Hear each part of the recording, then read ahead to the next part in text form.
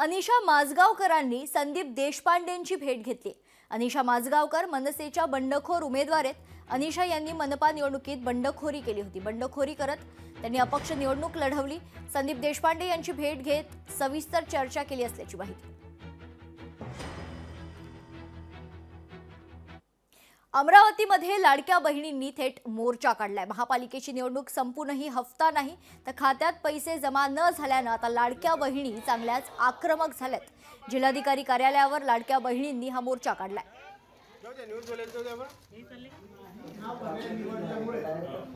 लाभार्थ्यांची केवायसी या कारणास्तव राजकीय नोकरी नाही असे हमीपत्र घेण्यात आलेले आहे। त्यामुळे लाभार्थी तर दुसरीकडे हिंगोलीत जिल्हाधिकारी कार्यालयात महिलांच्या मोठ्या रांगा लागलेल्या पाहायला मिळत आहेत। लाडक्या बहिणींचे पैसे मिळत नसल्यानं जाब विचारण्यासाठी या महिलांनी रांगा लावल्यात। केवायसीतील तांत्रिक त्रुटींमुळे हजारो महिलांचं अनुदान रखडले आणि या सगळ्याचा आढावा घेत या महिलांसोबत बातचीत केली आहे लोकशाहीचे प्रतिनिधी गजानन वाणी यांनी। पाहूया।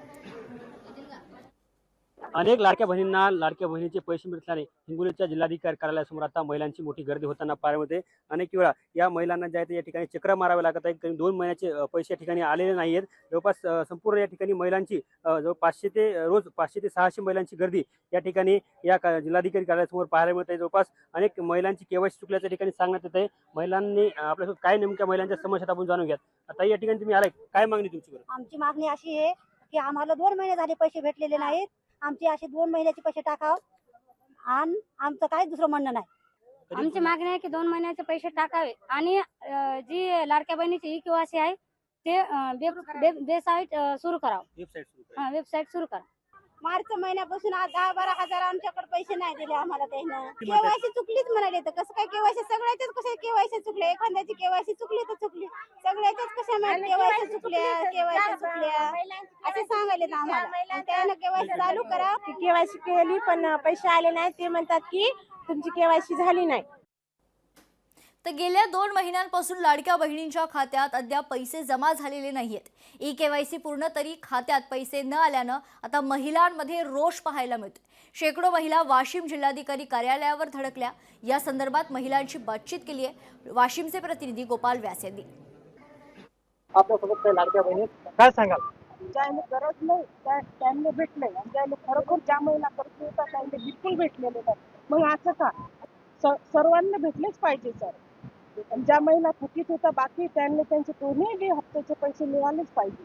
आमचे पैसे आम्हाला मिळालेच पाहिजे। केवायसी पुन्हा एकदा केलीच पाहिजे। आम्ही पात्र असून सुद्धा अपात्र म्हणतायत। आम्ही ई केवायसीची प्रक्रिया पूर्ण केली तरी ती रिजेक्ट दाखवतायत। या ज्या लाभार्थी आहेत त्या गरजू आहेत, त्यांना या लाभाची गरज आहे। हे सरकारने मान्य करावं आणि ही ई केवायसी काय प्रक्रिया सावळा गोंधळ मांडलाय हे पूर्णपणे थांबवावं आणि आमचं सगळ्यांचं जे राहिलेले 2 महिन्यांचा लाभ आहे ते पूर्ण सरकारने द्यावा। लोकशाही मराठी ऐका, पहा, जागरूक रहा।